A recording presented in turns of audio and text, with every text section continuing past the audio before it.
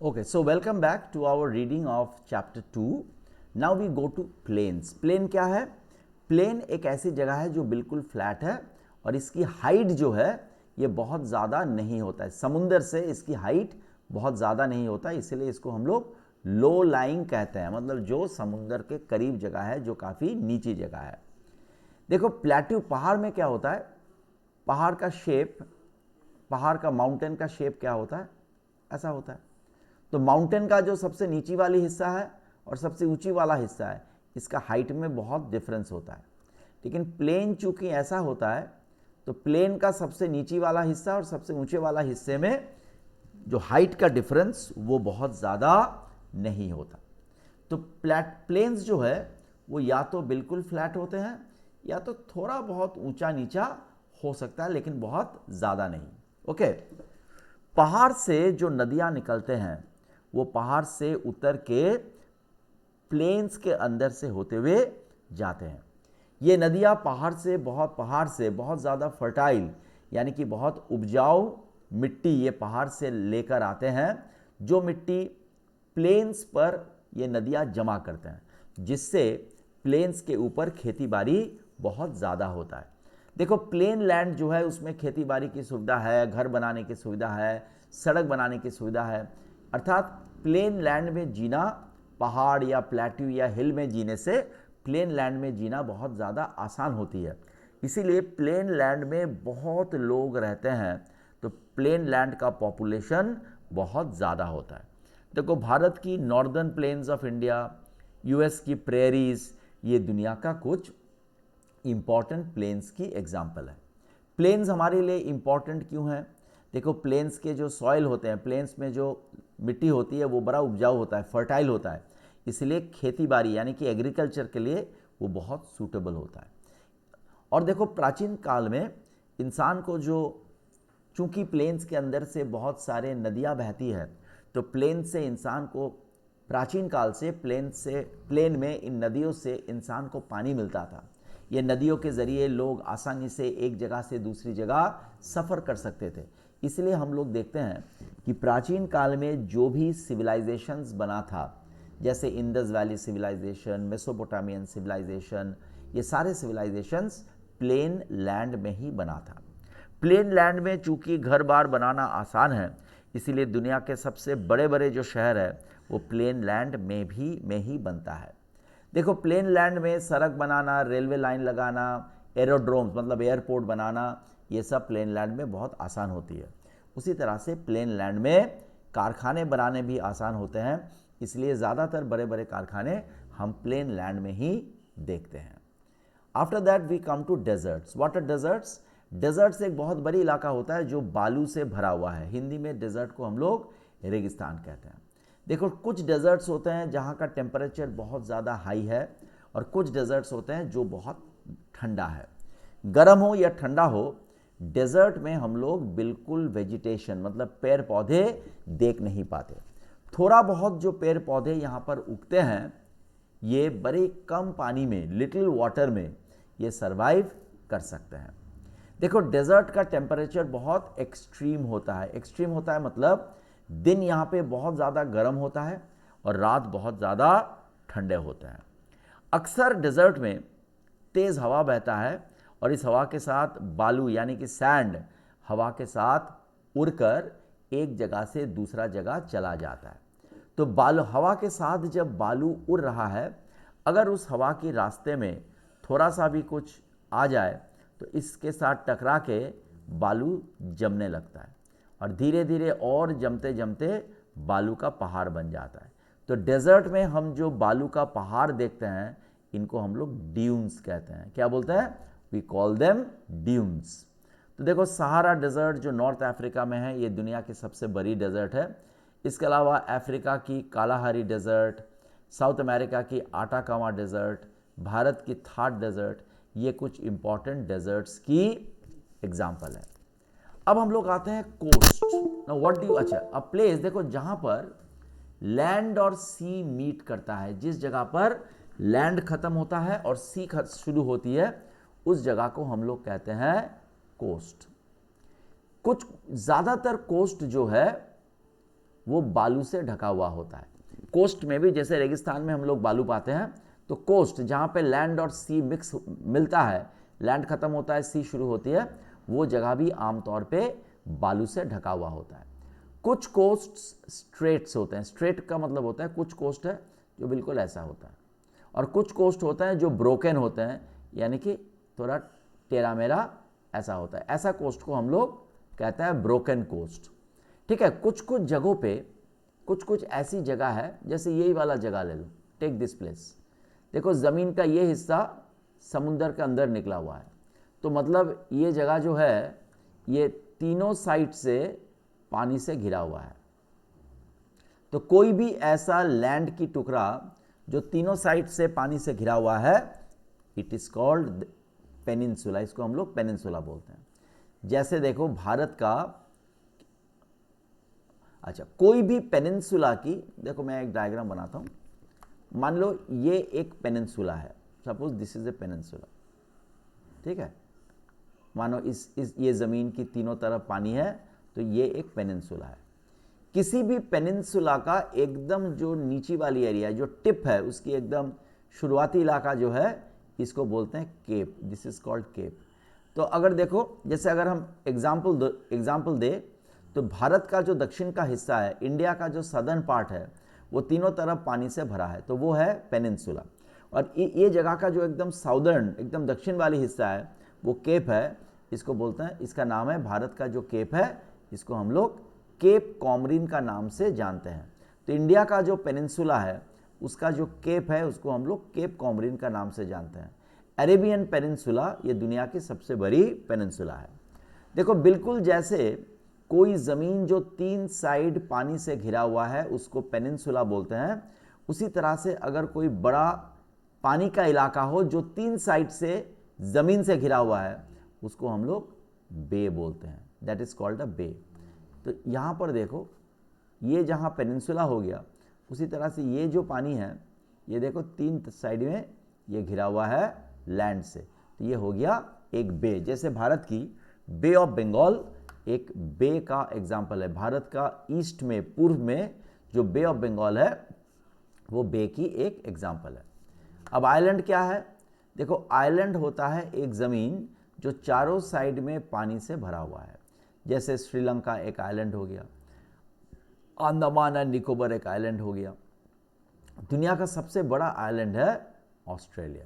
Australia is the largest island in the world.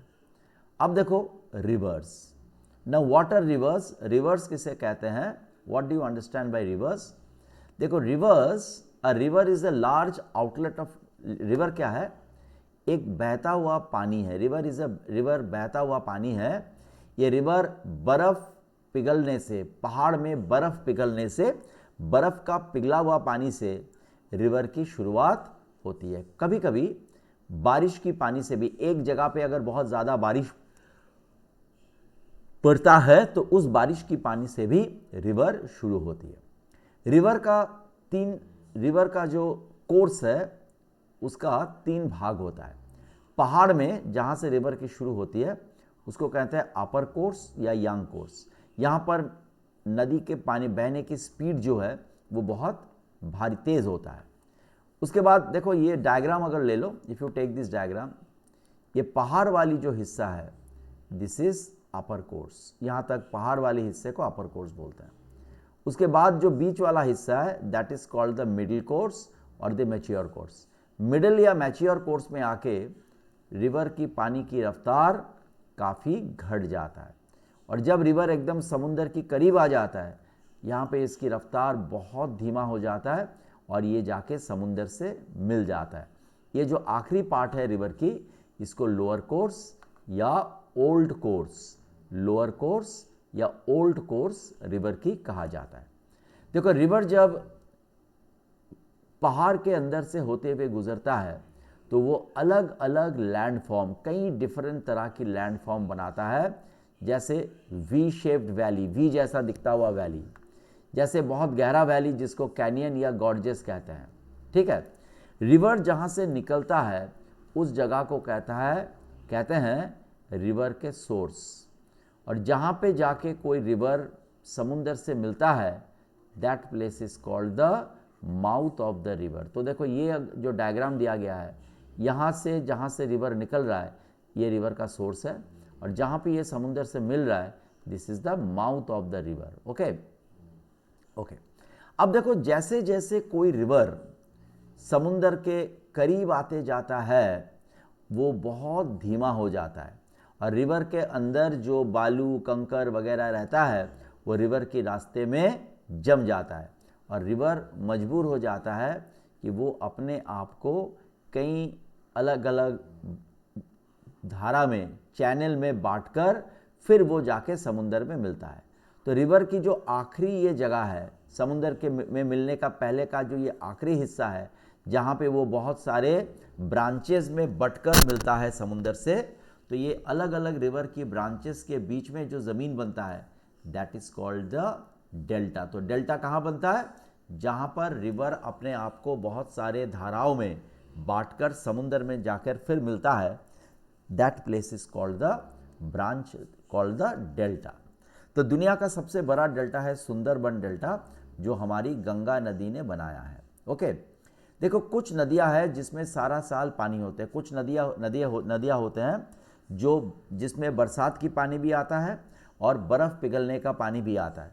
ऐसे नदियों में सारा साल पानी रहता है, ऐसे नदियों को पेरिनियल रिवर्स बोला जाता है। उत्तर भारत के जितने नदी है वो करीबन सारे के सारे पेरिनियल रिवर्स हैं, लेकिन दक्षिण भारत के जो नदियां हैं इनको बर्फ़ से पिघलता हुआ पानी नहीं मिलता, सिर्फ बरसात की मौसम में इनको बारिश की पानी मिलता है, इसलिए इन नदियों में सिर्फ बरसात के मौसम में ही पानी होती है। तो जो नदियों में साल की सिर्फ एक समय पानी होता है, बाकी समय पानी नहीं होता है, ऐसे रिवर्स को सीजनल रिवर्स कहा जाता है।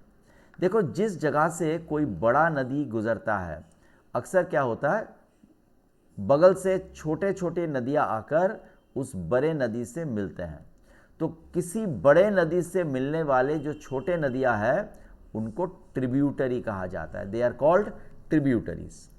देखो कभी कभी क्या होता है, नदी जब समुंदर के करीब पहुंचता है तो नदी की पानी की जो स्पीड है, रफ्तार है, वो बड़ा धीमा हो जाता है।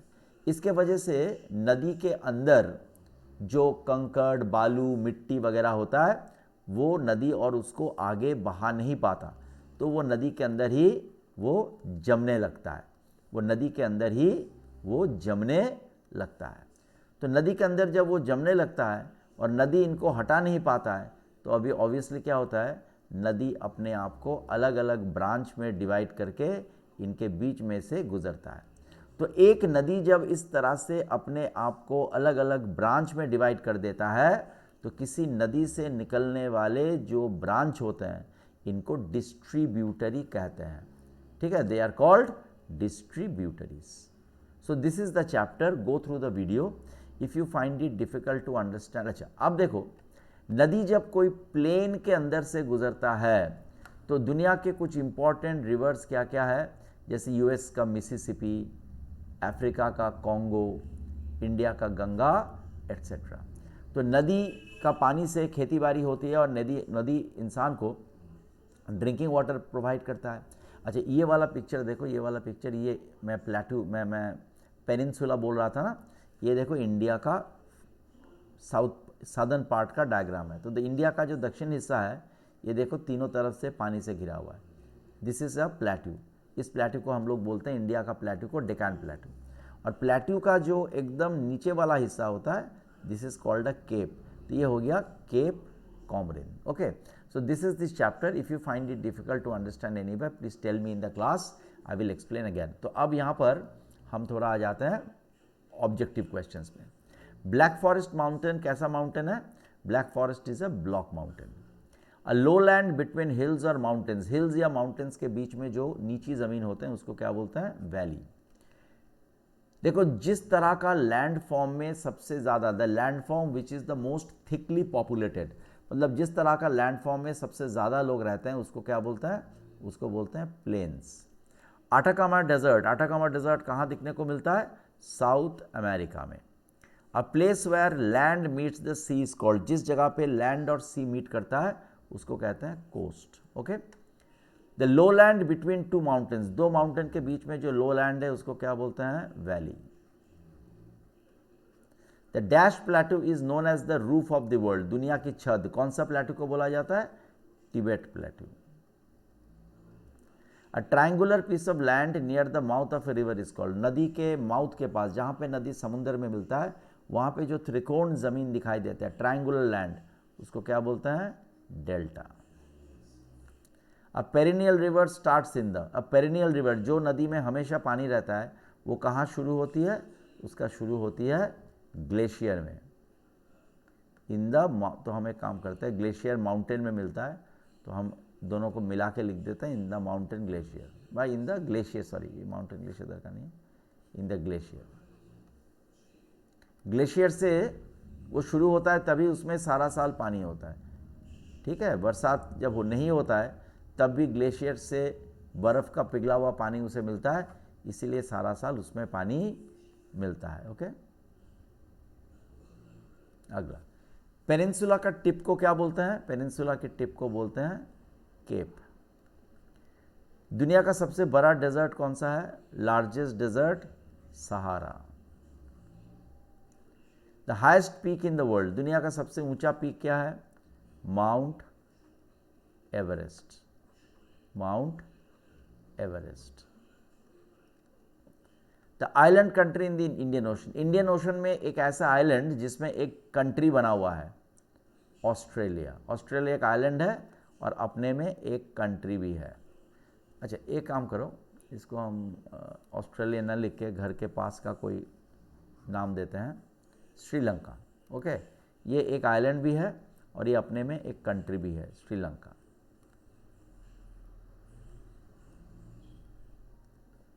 अ प्लेटू इन इंडिया, इंडिया का एक प्लेटू का नाम बताओ? डेक्कन प्लेटू, डेक्कन प्लेटू। चलो, तो ये हो गया एक्सरसाइज के क्वेश्चंस। अब लॉन्ग क्वेश्चंस और ऑब्जेक्टिव क्वेश्चंस मैं गूगल क्लासरूम में अपलोड कर दूंगा। Okay, thank you so much.